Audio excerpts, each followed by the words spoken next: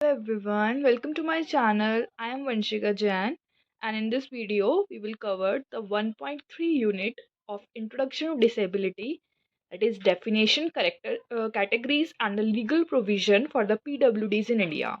So welcome all the D.Ed students.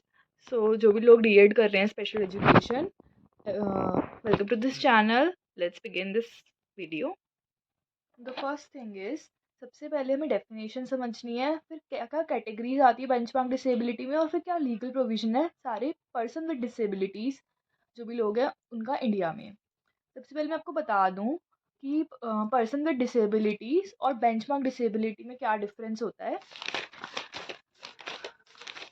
Person with disabilities वो होते हैं जिनको कोई भी एक फिजिकली या मेंटली कोई भी ऐसी इम्पेयरमेंट है जिसकी वजह से उन्हें चैलेंजेस फेस करने पड़ रहे हैं, बैरियर्स फेस करने पड़ रहे हैं, वो अपना पूरा पोटेंशियल, पूरा पार्टिसिपेशन सोसाइटी में इक्वली नहीं कर पा रहे हैं। वो एक पर्सन है जिनको डिसेबिलिटी है, that is person with disability.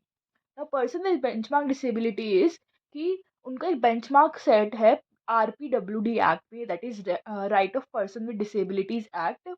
इसमें उन्हें 40% अगर उन्हें डिसेबिलिटी है तो वो रिकॉग्नाइज्ड मानी जाती है। RPWD एक्ट ने वो रिकॉग्नाइज कर रखी है, तो उन्हें सारे बेनिफिट्स वगैरह मिलेंगे। तो that is person with benchmark disability कि उनका जो बेंचमार्क है वो 40% सेट है। Now back to the main thing is, हम सबसे पहले देखते हैं कि जो पर्सन विद डिसेबिलिटीज एक्ट, दो फेमस एक्ट हैं, पर्सन विद डिसेबिलिटीज एक्ट जिसे PWD एक्ट बोला जाता है, and RPW act, that is a right of person with disabilities act. हम दोनों को पढ़ेंगे और फिर कितनी डिसेबिलिटीज कवर होती हैं और उनको डिटेल में हम पढ़ने वाले हैं। तो सबसे पहले हम पढ़ते हैं पर्सन विद डिसेबिलिटीज एक्ट जो 1995 में आया था। सबसे पहला जो इन दोनों में से सबसे पहला एक्ट था वो 1995 में पर्सन विद डिसेबिलिटीज एक्ट था। इसमें क्या था कि जो भी लोग 40% उनकी डिसेबिलिटी है उन्हें माना गया था, पर इसमें सिर्फ 7 डिसेबिलिटीज़ को रिकॉग्निशन मिली थी, उन्हें रिकॉग्नाइज्ड माना गया था, जो थी कि blindness, low vision, leprosy cured person, hearing impairment, locomotor disability, mental retardation और मेंटल इलनेस। सिर्फ 7 डिसेबिलिटीज़ को ही रिकॉग्नाइज करा गया था पर्सन विद डिसेबिलिटीज़ एक्ट में। आप पढ़ सकते हो, मैंने आपको समझा दिया है कि उनके सेक्शन 2T में बताया गया है कि उसमें सिर्फ जिसे भी 40% डिसेबिलिटीज़ है उन्हें सारे एक प्रॉपर मेडिकल अथॉरिटी से वो सर्टिफाइड है, वही कंसीडर होंगे पर्सन विद डिसेबिलिटी में आएंगे, वही लोग पर्सन हैं जिन्हें डिसेबिलिटी है। सो या पढ़ सकते हो, ज़्यादा कुछ इसमें लिखना नहीं है। मेन क्वेश्चन जो आएगा इस यूनिट से वो डिसेबिलिटी के बारे में पूछा जाएगा। नाउ RPWD एक्ट के बारे में पढ़ लेते हैं। RPWD एक्ट PWD एक्ट से बाद में आया था, 2016 में आया था, और इसमें डिसेबिलिटीज़ को इंक्रीज बढ़ा दिया गया था। 7 से 21 डिसेबिलिटी कर दी गई थी, 7 to 21 बढ़ा दी गई थी। पहले 7 थी PWD एक्ट में और इसमें 21 डिसेबिलिटीज़ को रिकॉग्निशन मिला, मान्यता मिली।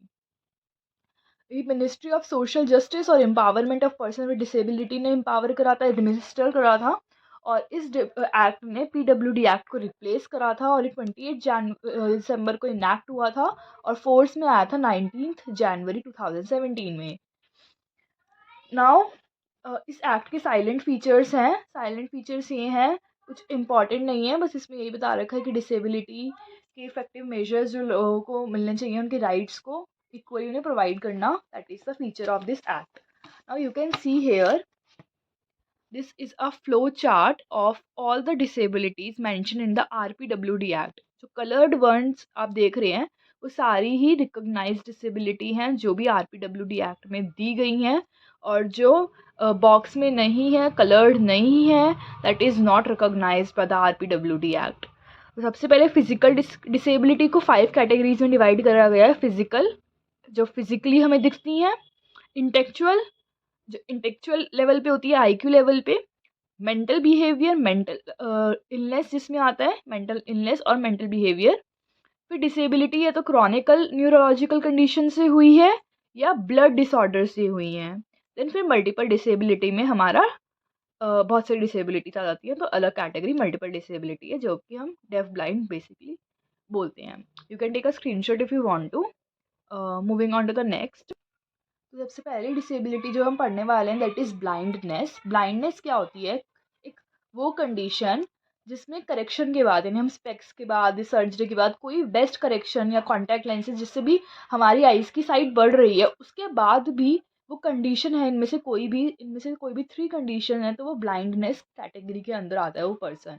सबसे पहला है टोटल एब्सेंस ऑफ साइट, मतलब उसे कुछ भी नहीं दिख रहा है, टोटली एब्सेंट है, बिल्कुल भी कोई साइट नहीं है, तो वो टोटली ब्लाइंड में आ जाता है, वो इस कैटेगरी में माना जाता है। नेक्स्ट है विजुअल एक्यूटी लेस देन 3/60 और less than 10/200 in the better I, the best possible correction.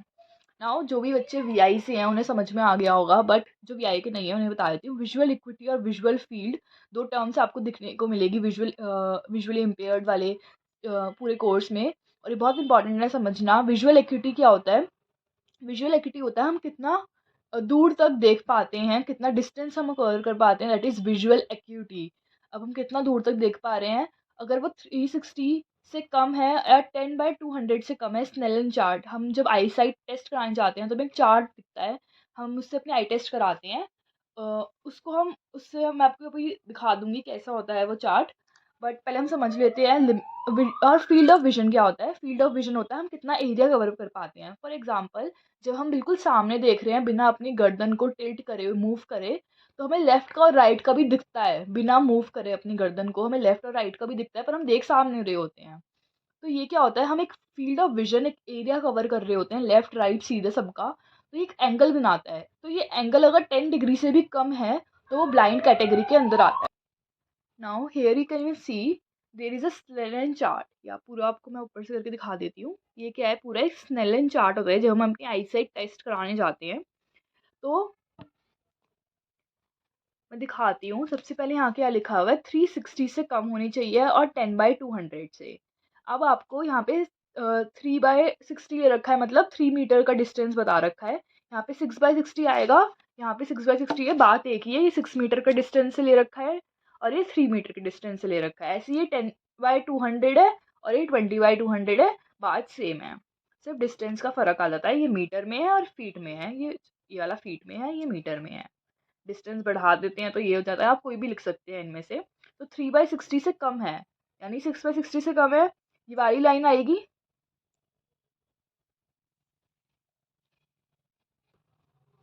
यानी ये वाली लाइन आएगी। अगर उसको फर्स्ट वाला लेटर भी नहीं दिख रहा तो वो किस में आ जाएगा? वो ब्लाइंड में आ जाएगा। ये वाली लाइन क्या हो गई? यहाँ पे दे रखी है ना, 3/60, 6/60, 10 आप इनमें से ये वाला भी लिख सकते हो और ये वाला भी लिख सकते हो। देन वो बोल रहा है limitation in field of vision, अगर उसे 10 डिग्री से भी कम दिख रहा है तो भी वो ब्लाइंड में आ जाएगा। सेम ऐसे ही आता है लो विजन। लो विजन क्या होता है? उसका विजन क्या है? कम है। अब कितना कम है वो भी उस डिपेंड करता है। अगर उसका विजन इतनी इस कैटेगरी में आ रहा है तो ही वो किस में आता है? RPWD एक्ट में रिकॉग्नाइज्ड है और तभी उसको सारे प्रॉफिट्स और बेनिफिट्स मिलेंगे जो भी गवर्नमेंट देती है। तो विजुअल एक्टिविटी में आना चाहिए। कैसे आएगा वो विजुअल एक्टिविटी में? अगर वो 6, it is not exceeding the 6/18, वो 6/18 से आगे का देख ही नहीं पा रहा है, और वो कम है 20/60 से कम है, 3/60 तक है, या फिर 10/200 तक है। नाउ 6/18 इज ये वाला, वो 6/18 तक ही देख पा रहा है, वो इसके नीचे का नहीं देख पा रहा। तो ये वाली लाइन से जब वो यहीं तक देख पा रहा है तो वो किस कैटेगरी में आएगा? लो विजन कैटेगरी में आएगा। और यहाँ तक इस वाली, ये जो ऊपर वाली है, ये ब्लाइंड में हो गया। अगर ये बिल्कुल वाले भी नहीं देख पा रहा तो वो ब्लाइंड हो गया। अगर वो इससे आगे नहीं देख पा रहा या ये भी नहीं देख पा रहा तो वो क्या आ जाएगा? लो विजन में आ जाएगा। ठीक है, विद बेस्ट पॉसिबल करेक्शन, सब कुछ ट्राई कर लिया, चश्मा भी ट्राई कर लिया, पर इसके आगे नहीं देख पा रहा वो। फिर उसका फील्ड ऑफ विजन क्या है? 40 डिग्री या 10 डिग्री के बीच में है, 10 to 14 डिग्री के बीच में लाई कर रहा है उसका फील्ड ऑफ विजन, वो हो गया लो विजन में आ जाएगा। उसका वो फील्ड है वो इधर उधर का सबको मिला के वो 10 से 40 डिग्री के बीच में ही उसका एरिया कवर कर पा रहा है, दैट इज लो विजन। सो ये दोनों हम क्लियर हो गई है। नेक्स्ट आता है लेप्रोसी क्योर्ड पर्सन। जो लेप्रोसी जो डिसीज है उससे क्योर हो गया है, वो पर्सन भी किस में आ जाते हैं? रिकॉग्नाइज्ड करे गए हैं in the RPWD act. So it means a person who has been cured of leprosy. Leprosy तो ठीक हो चुका है, पर वो क्या क्या सफ़र करता है? ही सफर्स लॉस ऑफ सेंसेशन भी वो सफ़र कर रहा है। लॉस ऑफ सेंसेशन मतलब क्या होता है, सेंसेस जो होते हैं ना हमारे 5 सेंसेस, उसको फील नहीं हो रहे हैं। किसमें, हैंड फीट में जो सेंसेस हैं, जो हम टच कर पाते हैं, जो हम फील कर पाते हैं, वो नहीं है उस पर्सन में। लॉस ऑफ सेंसेशन एंड पैरासिस इन आई, आई में भी उसकी कोई सेंसेशन नहीं है, कोई पैरासिस नहीं है। पैरासिस क्या होता है, मतलब वीकनेस, उसकी आई में वीकनेस है, नर्व्स वीक है उसकी आई की, और सेंसेशन नहीं है, सिर्फ आईज की सेंसेशन नहीं है, या आईलिड्स उसकी सेंसिटिव सेंस नहीं है, उसको आईलिड्स फील नहीं होती है, आईज फील नहीं होती, बट विद नो डिफॉर्मिटी, पर उससे कोई डिफॉर्मिटी नहीं है। मतलब कोई ऐसी कोई, जैसे डिफॉर्मिटी क्या होता है, किसी भी हमें चोट लग जाती है या कुछ ऐसे इंजरी हो गई हमें, तो हमारी जो बॉडी पार्ट, आपने बहुत लोगों के देखे होंगे, उनके हाथ पैर थोड़े उनकी शेप जो होती है वो अनयूजुअल होती है, नॉर्मल नहीं होती है। तो बिना किसी डिफॉर्मिटी के, जैसे कोई ऐसी कोई शेप वगैरह उसकी ख़राब नहीं है, वो नॉर्मल, उसके हाथ पैर बिल्कुल ठीक है, पर ये सेंसेस उसके नहीं काम कर रहे हैं, वो भी लेप्रेसी क्योर्ड पर्सन में कैटेगरी में रिकॉग्नाइज्ड है। नाउ ही मैनिफेस्ट डिफॉर्मिटी, अब उसमें डिफॉर्मिटी है, मतलब उसमें ऐसी अनयूजुअल चीज़ें, जो अनयूजुअल शेप्स हैं हमारी बॉडी की, अ, हमारे हाथ पैर की शेप थोड़ी अजीब है, नॉर्मल नहीं है, वो भी इसमें आते हैं। एंड पैरासिस, उसको वीकनेस भी है, but it has no but it has sufficient mobility in hands और feet to enable the engagement of the normal functions. मतलब मोबिलिटी कर पा रहा है, उसके हाथ पैर काम कर पा रहे हैं, मोबाइल है, चल फिर लेता है वो अच्छे से, उसको कोई दिक्कत नहीं है अपने नॉर्मल फंक्शंस में। नॉर्मल जो उसका डेली लिविंग, डेली की एक्टिविटीज़ हैं, डेली रोज़गार के जो काम है, उसमें उसे कोई दिक्कत नहीं है, वो कर पा रहा है। पर उसकी जो शेप वगैरह है और वीकनेस है, वो है, तो वो भी इस कैटेगरी में लेप्रेसी क्योर्ड पर्सन में रिकॉग्नाइज्ड है।